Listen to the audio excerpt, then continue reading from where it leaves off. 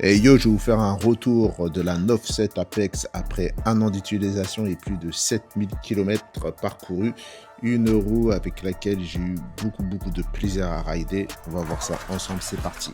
Alors, ce qu'il faut savoir que derrière 9.7, il y a un ancien de Kingsong qui a lancé sa propre marque avec une vision claire. Créer des roues fun, performantes, bien construites et innovantes. La Apex a clairement apporté quelque chose de nouveau dans le monde de la wheel, un débattement réglable de 55 à 150 mm. C'est du jamais vu. C'est même ce qui m'a donné l'envie de la tester parce qu'on est en face là à une vraie innovation. Oh, trop bien! Avec un débattement plus important, la roue absorbe mieux les chocs. C'est idéal en off-road sur les terrains irréguliers avec plus de confort et de tolérance. A l'inverse, un débattement plus faible offre plus de précision, de stabilité, de réactivité, ce qui convient mieux pour la street. Et moi justement, comme je roule en mode mixte, autant off-road que sur l'asphalte, je règle le débattement en position intermédiaire. Ça me permet d'avoir le meilleur des deux mondes, du confort pour absorber les chocs tout en gardant de la précision et du contrôle. Et c'est vrai qu'en position très basse, eh ben, vous avez quasiment aucune suspension. Vous avez une sensation de conduire une roue sans suspension type RS et tout. Et quand vous êtes en position haute, et ben là vous avez l'impression de rouler sur un 4x4.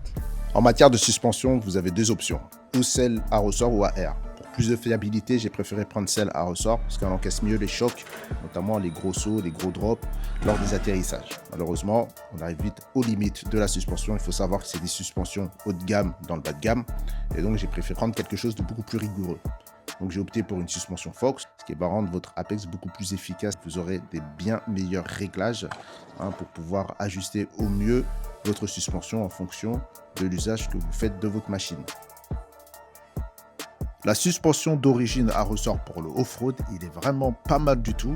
Il existe aussi en suspension à air, qui je pense est plus progressif et plus souple, donc plus confortable.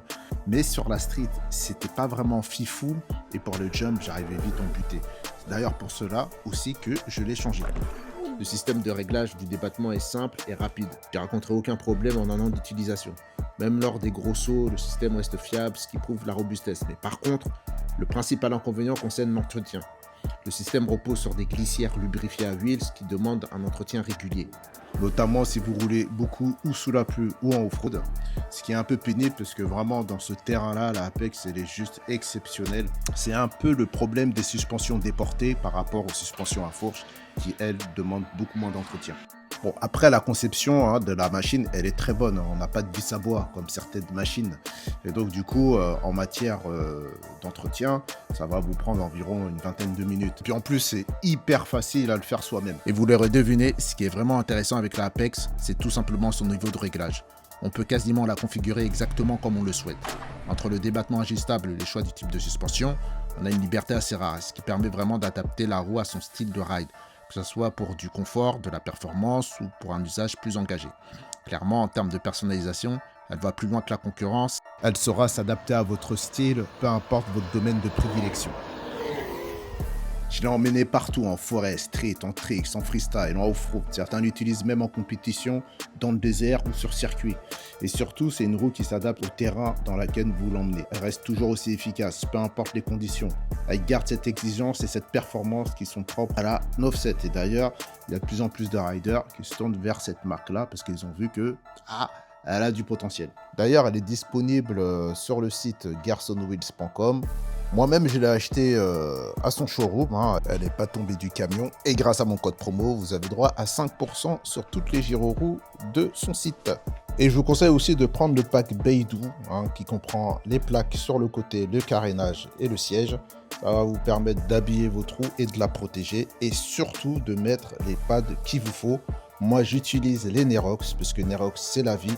Vous avez d'ailleurs 15% de réduction sur ces pads. Donc, vous pouvez aller sur son site nerox.store. C'est le feu, c'est le fun et il y a plein de choix et de couleurs différentes pour maximiser l'optimisation de votre roue en fonction, bien sûr, de vos préférences. Bien sûr, je mettrai les liens sous la vidéo dans la barre de description. Autre point important, le choix du pneu. Là où la plupart des roues se limitent à du 80 sur 90, la Apex permet de monter jusqu'à 90 sur 90. Et ça change pas mal les choses. Et vraiment, le 90 va vous apporter beaucoup de stabilité surtout dans les virages. Alors attention, ce n'est pas forcément mieux dans l'absolu, tout dépend de votre usage. Mais pour ceux qui veulent rouler d'une manière sportive, voire sur circuit, le 90 sur 90 peut être clairement une excellente option. On peut vraiment attaquer dans les courbes sans avoir cette sensation de flottement et de dandinement. Et ça, c'est un vrai plus en termes de confiance et de plaisir de conduite. La Apex, ça reste une roue très performante, même aujourd'hui face à des modèles récents comme la P6, la Lynx S, la Race, la X-Max. Elle délivre beaucoup de puissance et de couple, largement suffisant pour la grande majorité des builders. Clairement, en termes de performance, vous ne serez pas déçus. Le seul vrai point faible, je dirais, c'est son freinage. Ce n'est pas la meilleure dans ce domaine, même si ça reste tout à fait correct au quotidien, surtout avec les assistances électroniques. Là où elle se démarque vraiment, c'est sur sa réactivité et son agilité. Grâce à son point contenu, elle offre moins d'inertie, donc de meilleurs démarrages, de meilleures accélérations, une vraie sensation de vivacité. C'est pour moi, en termes de polyvalence, c'est la meilleure. En termes de performance, c'est l'une des meilleures, même si aujourd'hui, il y a des P6, des Lynx S qui sont là, qui sont clairement plus puissantes. Mais ça reste quand même du très très haut niveau. Comme je dis, pour 99% des wheelers, ça va largement suffire, hein, si bien sûr vous voulez de la performance. De toute manière, pour moi, ceux qui veulent de la perf et de la polyvalence, qui veulent tout à la fois, la Apex, c'est une valeur sûre. Voilà.